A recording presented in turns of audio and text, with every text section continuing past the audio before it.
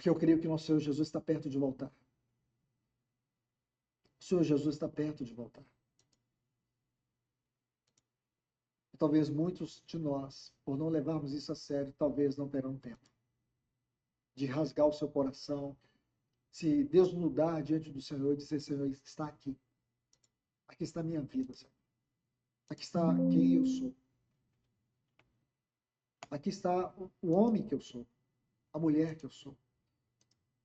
Cada um de nós precisamos responder isso diante do Senhor. Nós não podemos mais continuar sendo cristãos de aparência. Nós não podemos mais viver de espiritualismo, de religiosidade. Não temos muito tempo, irmãos. Se você acha que tem muito tempo, eu quero dizer, você está enganado. Você está enganado. Nós não temos muito tempo. O caos que está esse mundo, o caos que eu vejo o relacionamento entre homem e mulher, entre pais e filhos, entre líderes e liderados, é cada um pensando no seu problema, na sua vida, no seu ego, na sua glória. É o pai falando bem dos seus próprios filhos, em detrimento aos outros filhos de outros pais. As pessoas se enaltecendo com o que fazem. Uma vanglória estupenda.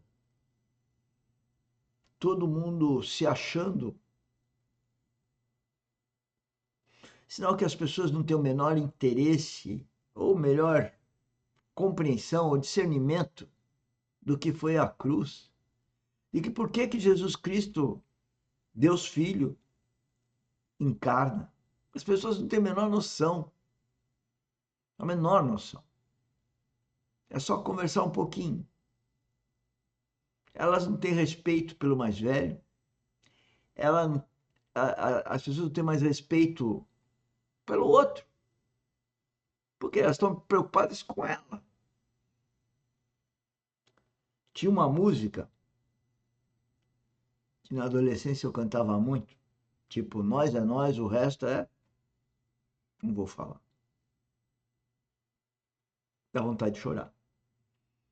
Eu cantei essa música. Um fulgor de uma adolescência consumido por um mundo, estudando numa escola. Nós é nós, o resto é.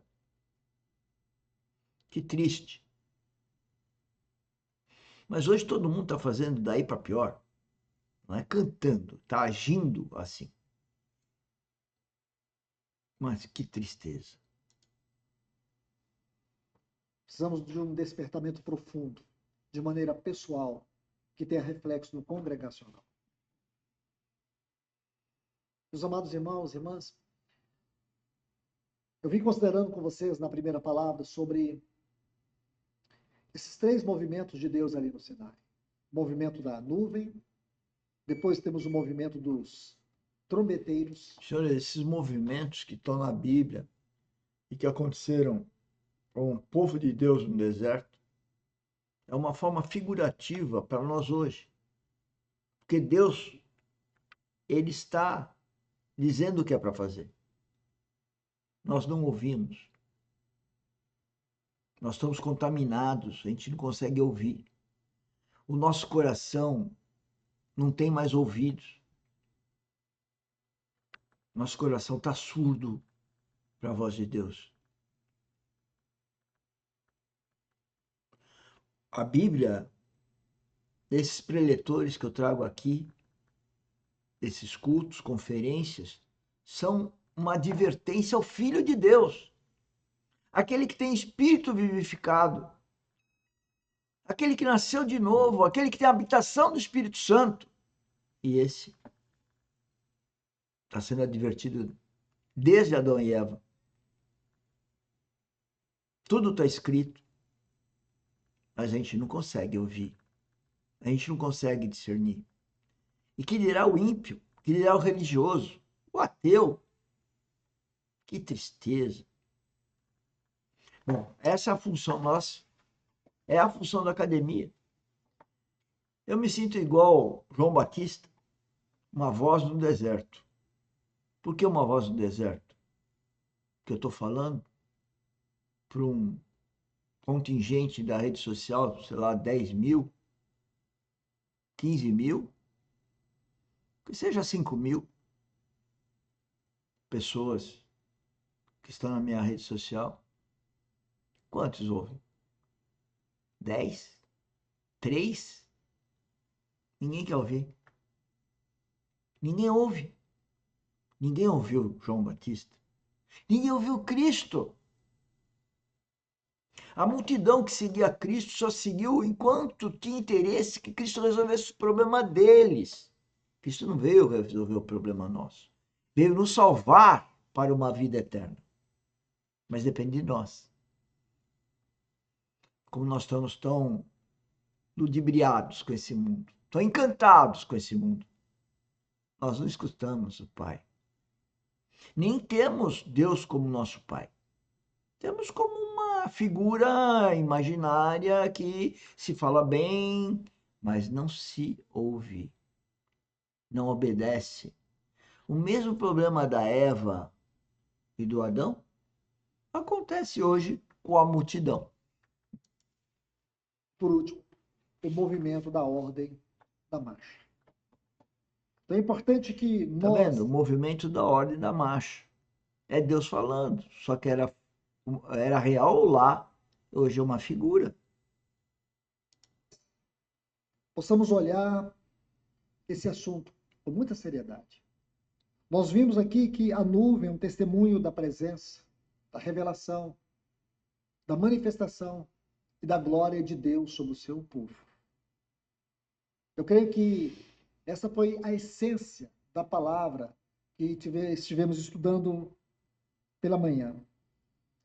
Outro ponto que quero ressaltar ainda é a integração que havia entre a nuvem e o tabernáculo. O tabernáculo é uma figura da casa de Deus. Uma figura da casa de Deus. E em Números capítulo 9, versículo... Tabernáculo é uma figura da casa de Deus. É uma figura de Deus. É uma figura de Cristo. Veja lá. 15 vai nos mostrar exatamente isso. No dia em que foi erigido o tabernáculo, a nuvem o cobriu. A nuvem o escondeu. A nuvem o envolveu. Esse é o sentido. E diz que a aparência que havia sobre o tabernáculo era a aparência de fogo. Então, nós estudamos, terminamos o assunto pela manhã aqui examinando esse texto. E quero colocar como ponto de intersecção da última palavra para essa. Pequeno detalhe. Porque isso nos mostra a grandeza do aspecto espiritual e celestial da igreja como uma entidade divina. A igreja não é uma entidade humana. A igreja não é uma instituição.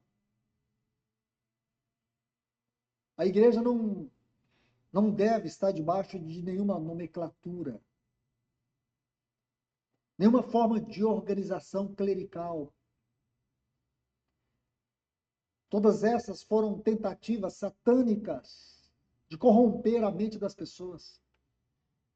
Porque não é difícil você criar. Ninguém quer ouvir isso.